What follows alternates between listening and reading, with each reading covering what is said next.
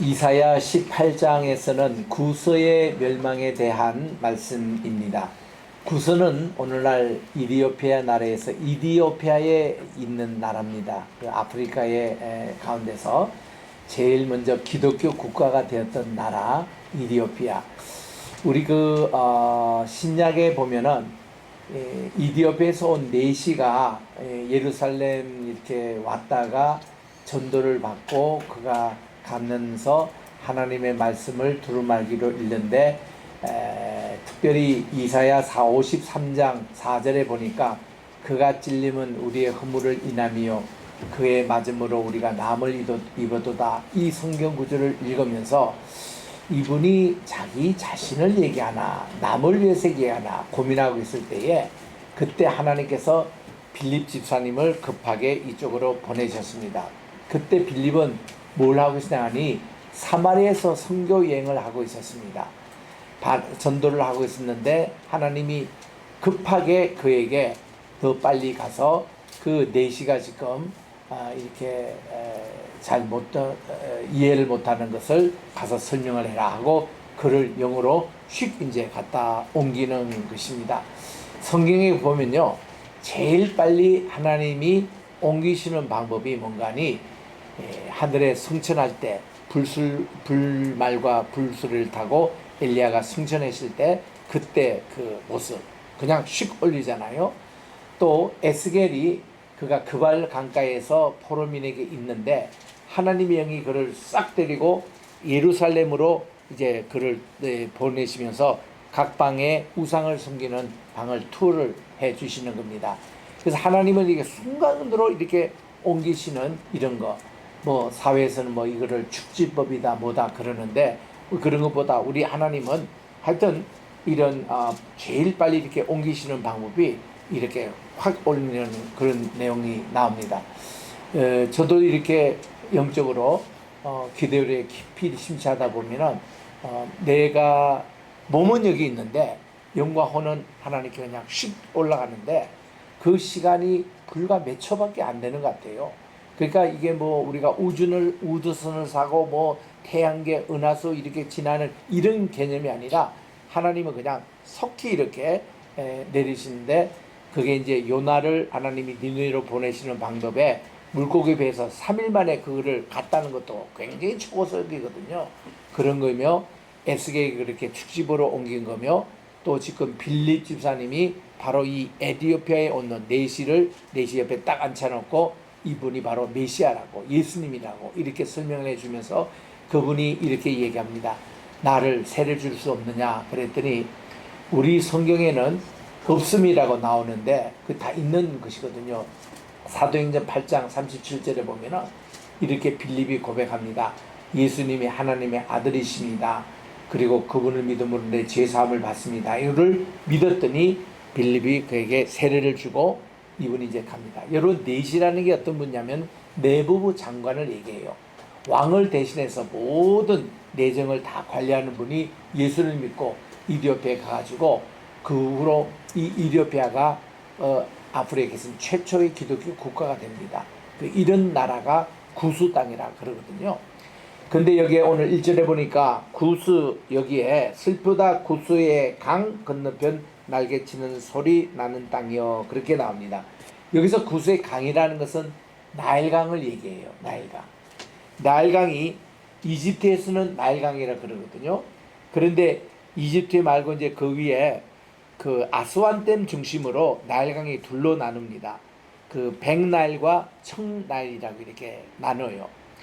그리고는 아스완댐 중심으로 이 아프리카 사막에 보면은 사하라 사막 중심에 있는 이 오늘날 이집트 그리고 그 밑에 우리 적도 바로 이제 근처에 있는 숲으로 우거진 그 왜 숲이냐면 빅토리아 호수가 있습니다. 그리고 지금 여기 있는 대로 나일강의 원주가 되는 구스강이 이렇게 흐르고 있어요. 그리고 여기는 많은 숲이 있습니다. 그러다 보니까 여기에 그 어떤 나일강의 심볼이 매예요. 매가 이제 숲에서 막 다니잖아요. 그리고 아스완댐 이후로 여기에 있는 것은 그 심볼이 뱀입니다. 뱀. 그래서 이 바로에 보면은 이 남북을 이렇게 통일했거든요. 이 이집트에. 그럴 때 두 개를 이렇게 답니다. 하나는 뱀의 형상의 이 심볼과 하나는 매의 형상의 그 심볼을 둘게 다는 것이 통일왕국. 여러분 10개라는 영화에 보면은 그 영화 배우의 율 브린너가 그 당시 바로의 그 모습을 나오는데 그 양반이 이게 두 개를 이렇게 달고 있는 모습을 여러분들이 보실 겁니다. 그래서 이제 그런 이제 전통인데 이 구스강이라는 게 나일강의 원줄기를 말하는 거예요. 여기 이제 이 강의 건너편에 날개치는 소리 나는 땅이여 그랬습니다. 날개치다는 것은 새가 아니겠습니까? 그래서 여기에 매가 이제 이게 주종을 이루는 그 우상인데 갈 때 배를 물에 띄우고 그 사자를 수로로 보내며 이렇게 얘기합니다.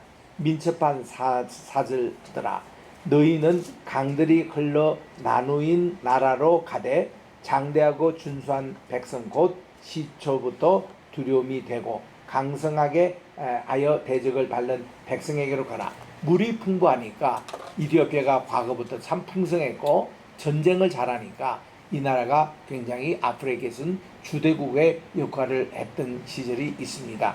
이때를 이제 얘기를 하면서 이제 구수 사람들이 있다는 것이고 3절에 보니까 세상의 모든 거민 지상에 사는 너희여 산들 위에 규치를 세우거든 너희는 보고 나팔을 불거든 너희는 이렇게 들을지니라 이렇게 말씀하고 있습니다.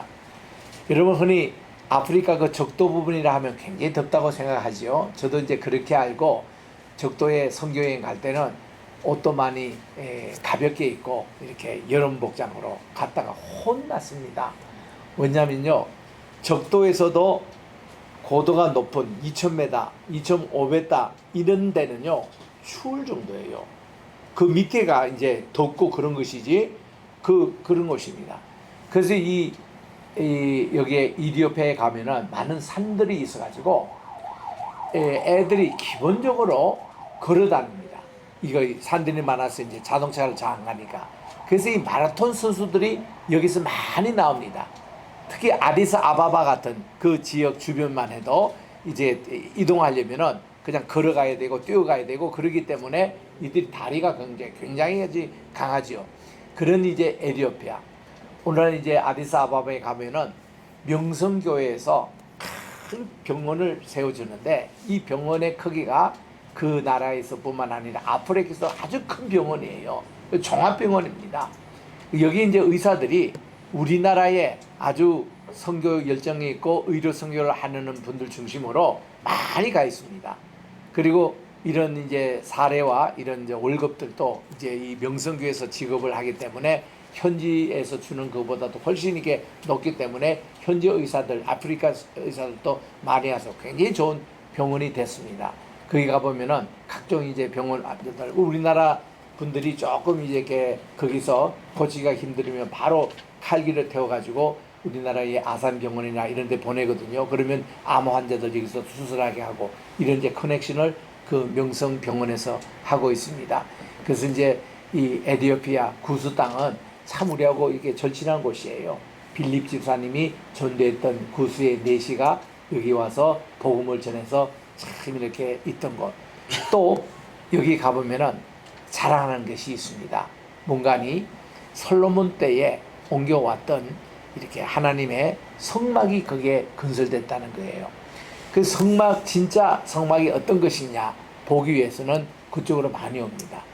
왜냐하면은 그 당시에 여왕 시바 여왕이 그 솔로몬의 지혜가 너무 좋다고 그 지혜를 들으러 온 거예요.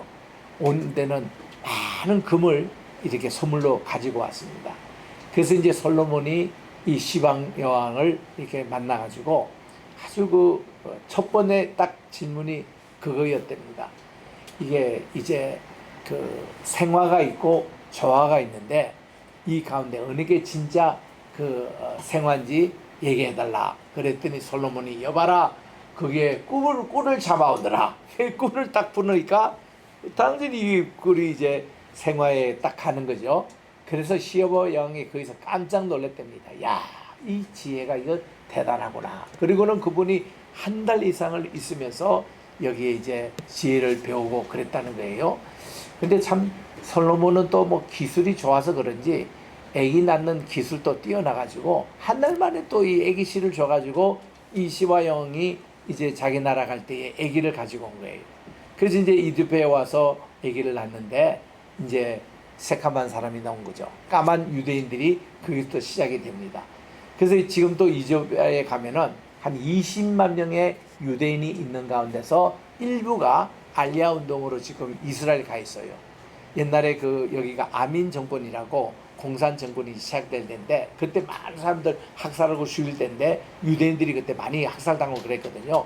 그래서 아주 비행기를 20대인가 전용기 내가지고 유대인들이 거기서 탈출했던, 그러니까 옛날에는 출 이집트라고 출애굽기였지만 그때는 또 출 이거 이디오피아 이래가지고 많은 유대인들이 고국으로 돌아갔던 적도 있습니다만은 이런 곳이 구스 땅 그 에디오피아입니다. 근데 여기가 이제 그들이 하나님만 잘 믿고 그랬으면 좋았는데 자꾸 그 우상 숭배들이 거기에 이제 있고 나라가 부유하고 또 이렇게 군림도 강하고 이러니까 교만했던 것이죠. 그래서 이제 4절에 계속 봅니다. 여호와께서 내게 이르시되, 이사야에게 이릅니다.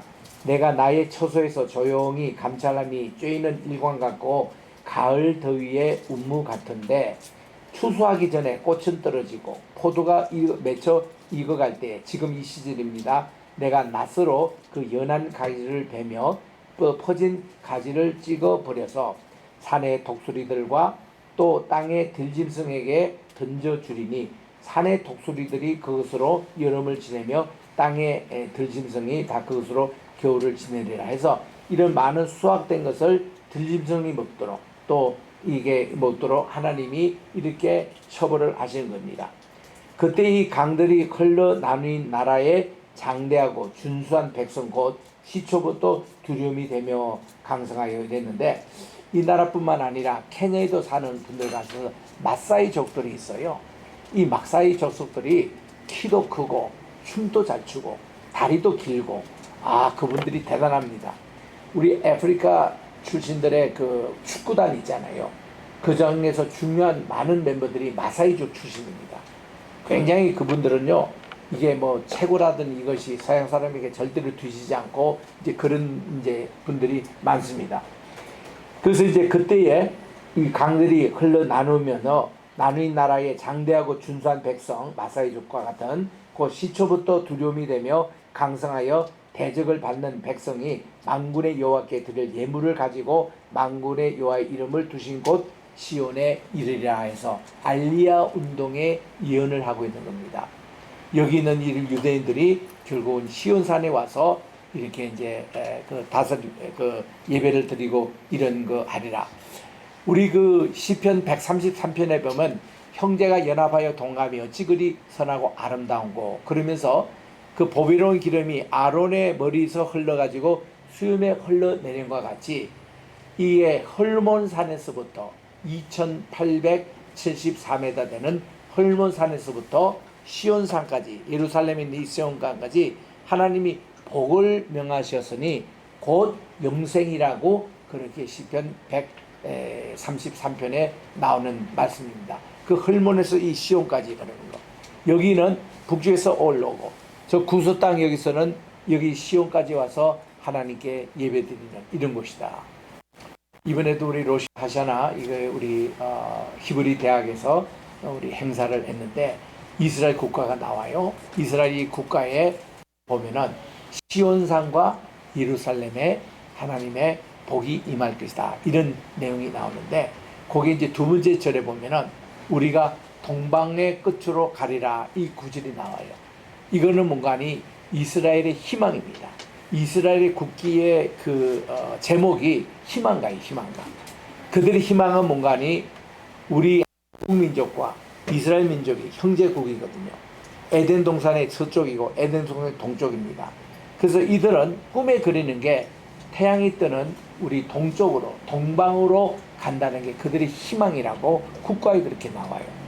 그게 이렇게 나오는데 그 방법론에서는 이게 여기 지금 시온산이 있고 예루살렘이 있는데 이쪽으로 이제 각국이 하나님 예배하러 모여든다라는 그런 어떤 뜻으로의 국가를 이제 부르고 있거든요. 그 여기도 보면 마지막에 시온으로 다시 돌아올 것이다, 이런 내용입니다.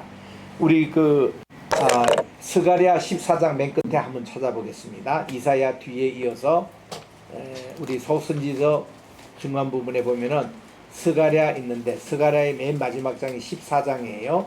말라기 바로 앞에 있습니다. 스가랴 14장 16절에 이렇게 말씀합니다. 예루살렘을 치러 왔던 이방 사람들 중에 남은 자가 해마다 올라와서 그 왕 만군의 여호와께 경배하며 초막절을 지킬 것이다, 그렇게 말씀합니다. 그리고는 여기에 보니까 18절에 만일 애굽 족속에 올라오지 않을 때는 비 내림이 있지 아니하리니 여호와께서 초막절을 지키러 올라오지 아니하는 이방 나라들의 사람을 치시는 재앙을 그에게 내릴 것이다 하고, 여기에 19절, 20절, 21절에 다 그렇게 나옵니다만은 이 초막절을 지키러 오지 않는 사람들에게 비도 그치고 하나님의 재앙이 임할 것이다 라는 건데, 지금 이제 어저께 로시 하사나부터 시작하는 것이 열흘 후면 용키푸르고 닷새 후면은 바로 수콧이라고 해요. 수콧이 우리말로는 초막절, 장막절, 수장절. 우리 한번 따라 봅시다. 초막절, 장막절, 수장절. 이 다 같은 말이에요. 이 수장절이라는 게 추수감사절 그런 뜻이거든요. 그래서 초막절, 장막절, 이 날이 우리나라로 말하는 추석입니다. 추석. 그러니까 우리 9월 29일인가요? 그날 우리나라 추석이죠. 30일. 그날 바로 여기 이스라엘에서는 초막절입니다. 그러니까 이 초막절 때는 온 유대인들이 다 이렇게 모이도록 그렇게 되어 있습니다. 그래서 굉장히 지금 예루살렘이 사람이 초만원이어 가지고 호텔에 말이죠, 하룻밤 자는데 800불이에요. 800불. 그래서 지금 이스라엘 예루살렘에서는 호텔을 지금 구할 수가 없고, 그래서 우리가 저 멀리 갈릴리에 거기에 가서도 그것도 간신히 구했습니다. 우리 운전해주는 택시 드라이버가 그 호텔을 이렇게 소개해 줘가지고 참 이렇게 갈릴리 호수가 잘 보이는 거기에 이제 있어서 거기는 조금 그래도 저렴하지만 하루에 250불이에요. 그래도 800불보다는 낫지만 이만큼 지금 이스라엘이 호텔도 동났고 키부스도 동났고 선교센터가 완전히 없어요. 그런데다가 운전하는 분들 이거 구하는 거, 가이드 구하는 거는 아예 생각도 못하고 그렇게 많은 분들이 지금 모여 있습니다. 그래서 이 초막절 때 이렇게 꼭 시온에 와서 지키라는 것이 하나님의 스가랴의 명령이고, 또 지금 금방 읽었던 이사야의 맨 끝절인 18장 7절에도 이들이 이디오피아가 시온으로 다시 돌아오라, 이 말씀을 여기서 하고 있습니다. 그래서 계속 우리 이어지는 이사야를 통해서 이방인들에게도 하나님의 선교가 그대로 이루어진다는 것, 그래서 이방인들도 다 우리의 형제 자매라는 것을 이사야 13장부터 23장까지 이렇게 잘 우리에게 소개하고 있습니다. 기도하겠습니다. 하나님의 은혜와 사랑을 감사합니다. 오늘은 이사야 우리 18장을 통해서 이디오피아의 그들의 교만과 그들의 우상 숭배를 하나님께서 책망하시고는 모든 백성들이 우리 하나님의 백성으로 시온으로 초대한 내용들을 우리가 읽었사오니, 하나님 우리 이사야 통해서 주신 귀한 세계 선교의 비전을 우리가 생각하며 우리 교회도 100나라의 100개 교회를 꼭 건설하는 복음의 센터가 되게 도와주시옵기만을 예수님의 이름으로 기도합니다. 아멘. 찬송가 338장입니다.